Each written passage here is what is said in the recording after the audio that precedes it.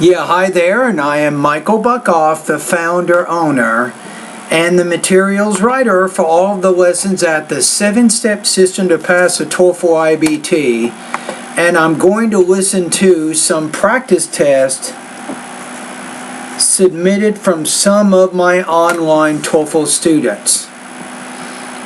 Alright, so let's take a look. This is Independent Speaking Practice Test number 218. I would advise to my friend to choose a talking parrot because it is colorful and fun. First of all, a parrot has more than just... Let me go back to the beginning here just quickly. I forgot to start my recording to talk to him.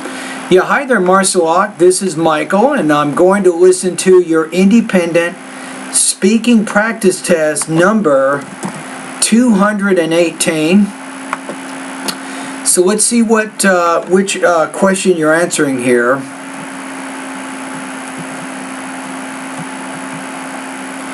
Alright, so the question here is, your friend has to decide between a talking parrot or a tortoise.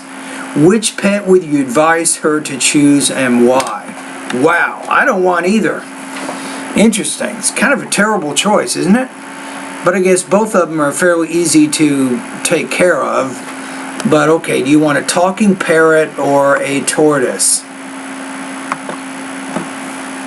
I would advise to my friend to choose a talking parrot because it is colorful and fun. First of all, a parrot has more than just one color, so it is nice to see it with your friends or your family because it is beautiful. In addition... And what kinds of colors? How about yellow, maybe red, maybe orange, maybe even blue? So if you could be a little more specific as to what colors you think a parrot has, you can explain that. That gives you a little bit more development of idea. It's fun to listen a parrot talking. So if my friend taught it how to make jokes, it will be fun for everyone to listen it and laughing a lot. Overall, because of that, I think that I suggest to my friend to choose a talking parrot. Now you're avoiding this particular grammar. What if you said this? I suggest that my friend choose a talking parrot instead of I suggest for my friend to choose. But if you say I suggest that my friend choose, you're using a noun clause there, and you're also using what's called the subjunctive mood, and you're actually using the base form of the verb in there because it's subjunctive. I don't know if you've ever used that grammar before, but I'm just trying to get you to elevate and break out of the grammar that you're using. I'm trying to show you other ways that you can express your ideas. So go to Google and type in these keywords. What is the subjunctive mood in English grammar? Subjunctive is S-U-B-J-U-N-C-T-I-V-E. So subjunctive mood. Mood is M-O-O-D. Alright, so let's take a look at your score here on this one so we can kind of see what we're doing.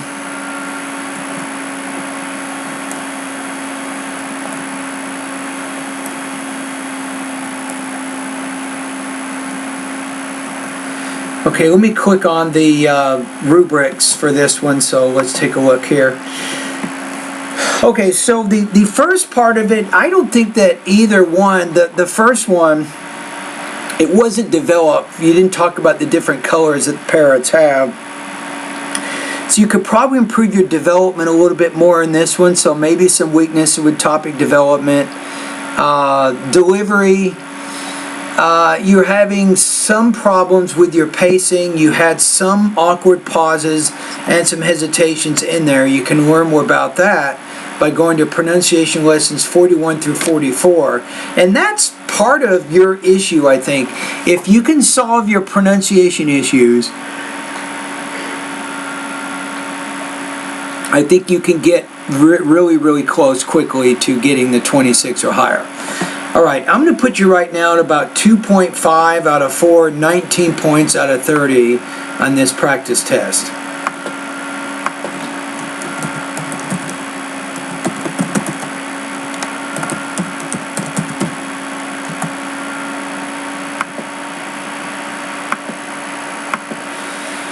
Okay, the next student completed a pronunciation pretest, so we're going to take a look at that.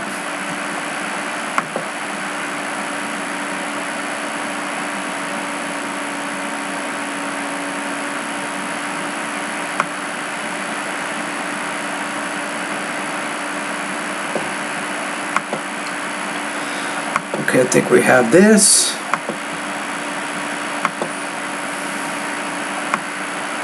And this is somebody that just joined my course over the last couple of days. So I want to make sure I give him really, really good feedback on this pronunciation pretest that he submitted. And he submitted it 1 hour ago. And I'm going to listen to it right now, so how good is that? So I'm listening to it the same day that he completed it. So this is a pronunciation pretest, and this is from Oscar.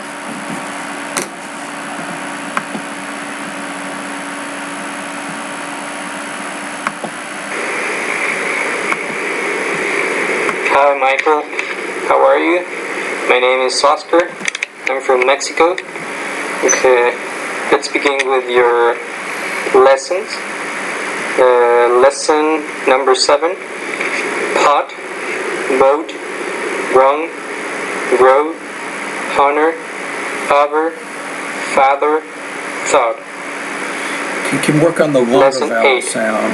Hat, pot, map, mop, tack, talk, and, on, mac, knock. Lesson 9. Bright, brown, royal, lie, loud, loyal, high, hound. Lesson 10. Gate, get, late, lit, mate, met, blade. Needs to work on lesson 10 a little bit. Dame, A. Lesson 11. Meet, meet, Pete, Pete. Lip, Big trouble. lip, sit, sit, hit, hit. Lesson 12. Look, look, look, took, tool, thought, could, cool. Lesson 13. Match, mash, cheap, cheap, future, fisher, shave, shaft, cheer, shear. Lesson 14. Off, off, half, half, fine, vine, fun, van, waver, waver. Lesson 15.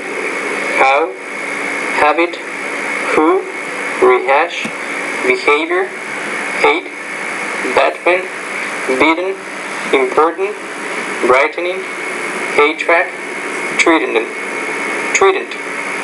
Lesson 16. Major, measure, fragile, Fraser, legend, Lesian, engine, assure, large, Asia. Lesson 17.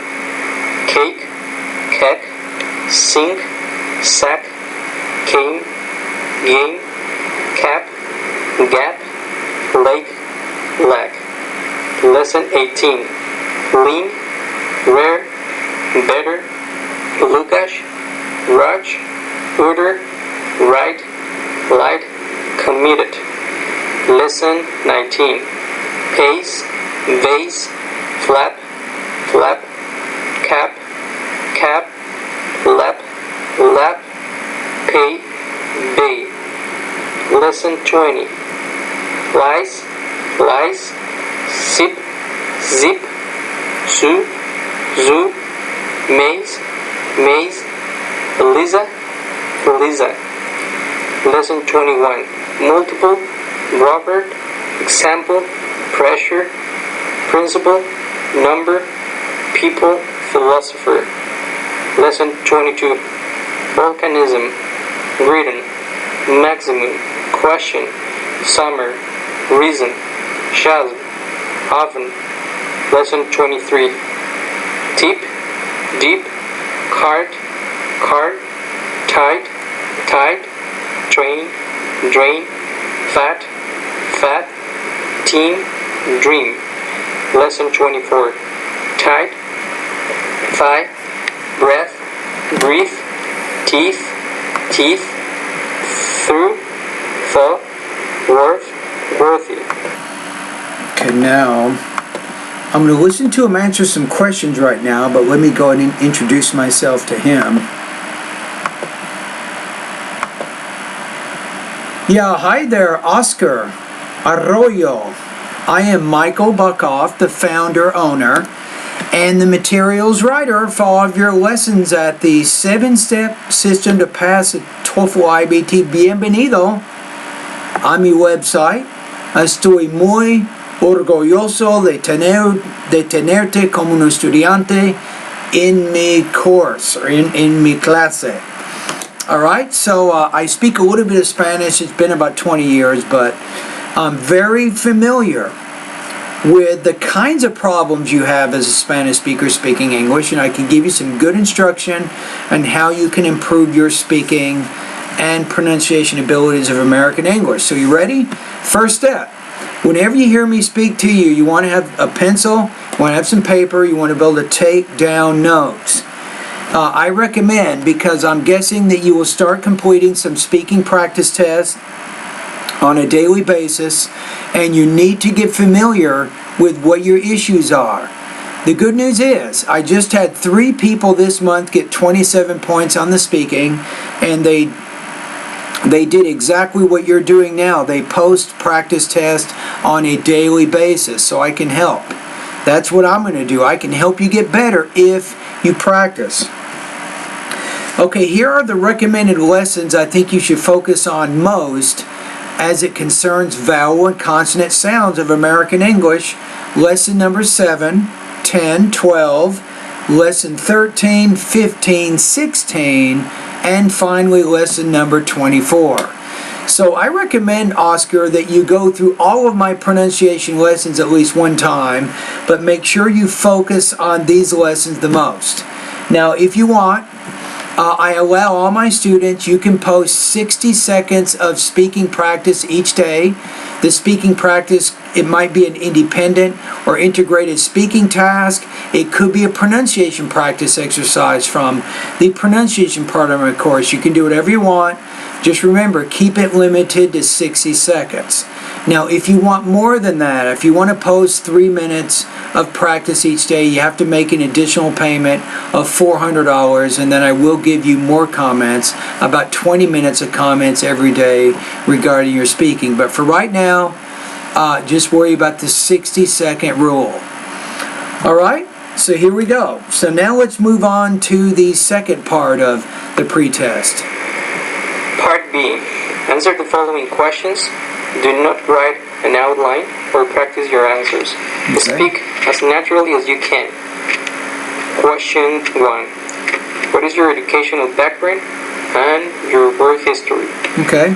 Well, I studied a few years ago the career of mass communications in Mexico City. In Spanish you say carrera, but in English we don't say career, we usually say major. I studied the mass communications major.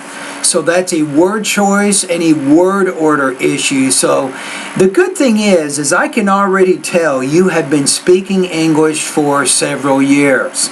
You speak quickly, you speak clearly, so that's a good sign. I need my university title, but before to get my university title, I need to present the TOEFL IBT and get a 90 score. And my work history, well, my last job. Now, based on your speaking, I mean, you have a lot of experience with English right now, so getting 90 doesn't seem to be too steep of a hill for you, based on what I'm hearing right now. So I think it's a reasonable goal, what you're talking about, the goal that you want to get on the TOEFL. It sounds like something that's very possible for you.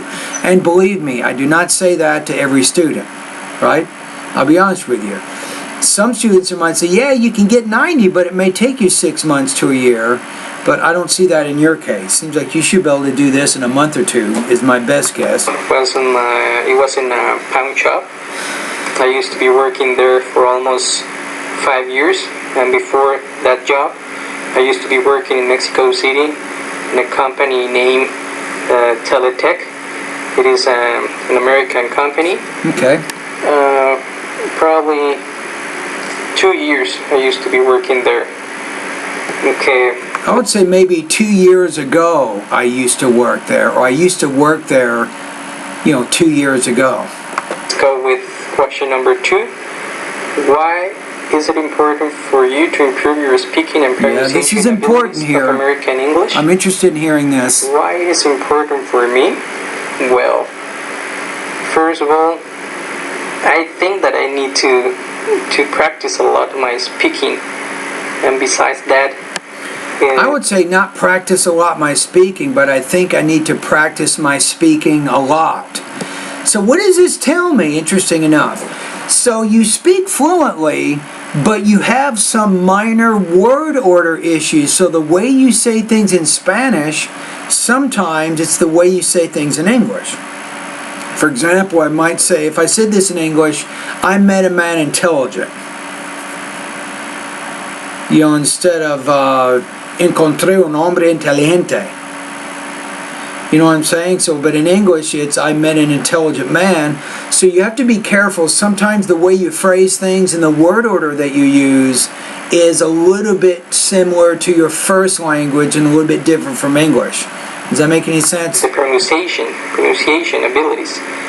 I think that it will be so helpful because I don't have anybody with whom to practice.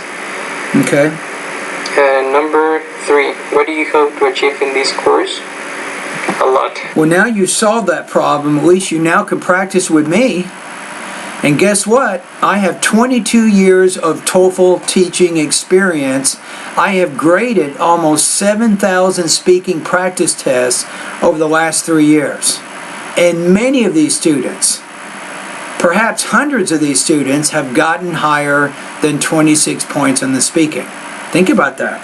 So you're practicing with a professional now, somebody who really knows how to help students improve speaking and to get that high TOEFL score. I hope to achieve a lot in this course, for example, in the grammar and the speaking, writing. Yes. I don't know what my rank is now, but right now I'm taking your vocabulary lesson, and it's kind of stressing, but it's so helpful, really. Right? Yeah, it's hard. The vocabulary section, a lot of people get lost in that, but I could make it easier. I could give you flashcards and all of that, and you play games with it. But you know what? I don't believe in a lot of that stuff. I think if you take the words and you start writing them down on note cards, and you put a word on one side, a definition, and a sample sentence on the other, that's how you learn the words. You learn the words by writing them, by practicing them, by using them. So don't forget that vocabulary section, that part of my course is very, very helpful, even though it's boring and it takes a lot of work on your part to do that. But one thing you can do is to download the audio files to the vocabulary words, and then you can listen to them on your phone or your electronic device. Now, it's kind of grueling. This is a new word that I already learned. Great word, grueling. It is. It's hard work, you know what? Hace como 25 años aprendí el español, and man, I started learning the 500 Spanish verbs, right, in Spanish, and then each verb has 28 different verb tenses, and you conjugate it, 6 different ways in each tense. And I was going, my goodness, there's 64,000 different possible verb forms with the 500 most basic Spanish verbs. Think about that. Man, that was crazy. It's exhausting, but I think that I will learn a lot, and I hope that you can help me. Yeah, now here's the thing. it may be a little exhausting learning a language and improving your English, because your English is already good, by the way, but it does take a lot of effort. So for you, when you're doing your study at my online TOEFL course, you really want to work on your sleep and your eating patterns and exercise and all that. So if possible, try to go to bed about the same time every night. Try to go to bed earlier than later. For example, if you can go to bed between about 9 p.m. and 10 p.m. every night, and try to get up around 6 or 7 in the morning and get into that routine. Even one night of staying up until 4 a.m. or 5 a.m., that's terrible for your study, because it runs your body down, your brain doesn't work as effectively. So for right now, Oscar, really try to get into some healthy sleeping and healthy eating patterns, and find time to exercise. If you can go out and walk or run or ride a bike or even swim for maybe 30 or 40 minutes each day, that would also be helpful. So what you're trying to do here, Oscar, is to keep the brain fresh. And you keep it fresh by exercising, by eating right, by sleeping right, by doing those things. And then if your brain is fresh, you can learn English faster. I'm not kidding with you, so take care of yourself, okay? Yes. Thank you, Michael. And I appreciate your time. Yeah, no problem, and you're welcome, and thank you for joining my course, Oscar. Okay, now, here's what we want to do now. Now that you've answered those 3 questions, I can now evaluate your speaking. And you're going to like this. Now remember that you also need to start posting speaking practice tests on a daily basis, and that's going to give me more information about your speaking. But right now, I'm telling you, your speaking is very high. I'm going to put you at about 5.0 out of 7. So you have a barely detectable accent. Your pronunciation is very similar to a native speaker. You have some rare isolated mispronunciations. You have pretty good grammar. You use good vocabulary. And you speak fluently. So it's my opinion that you should be able to do very well on the speaking section of the TOEFL exam based on what I'm hearing now. At least there's one area you don't have to worry about that much. That's delivery, which means pronunciation. But remember, as I'm basing my analysis on what you just said and the pretest that you just did, and that's how I'm giving you this score. Remember that a score of 7 means you're a native speaker, a score of 1 means you're a high beginner of American English, and I'm scoring you at about 5. So you're very high with your speaking. So you say you're not talking to anybody, but you must have talked to somebody in English, because how in the heck did you get to this level without practice? You must have practiced somehow. Maybe in your work, maybe you studied abroad in the U.S. or something, but you've done something to really, really improve your speaking in English. All right, so I think we have it. So, by the way, I will include a link to the intelligibility scale that I used to comment on your speaking. Now don't forget, to conclude this video, remember that to give me the full picture, I really need to understand more about you with your speaking. So you need to start posting independent and integrated speaking practice tests. And as you do that, then I can start to see patterns. If you're having any additional problems, for example, with word order, are you having any problems, for example, with your placement of adjectives? Are you conjugating your verbs correctly? Are you having very good detail in your responses to support the argument you're trying to make? So as you post more speaking practice, I'll give you more information. So together, we will be able to get ready. I will be able to prepare you for the TOEFL exam. All right? Anyway, thank you very much for your comments, and all the best to your high-scoring speaking success.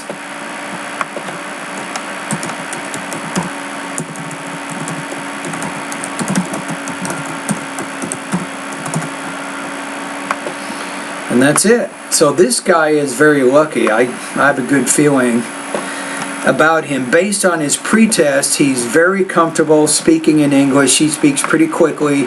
He doesn't have a lot of really difficult problems with the vowels or consonant sounds of American English, and it's very easy for me to understand what he's saying. So I think that this particular student that I just listened to, he will be able to score very high on the speaking section of the test based on what I'm hearing.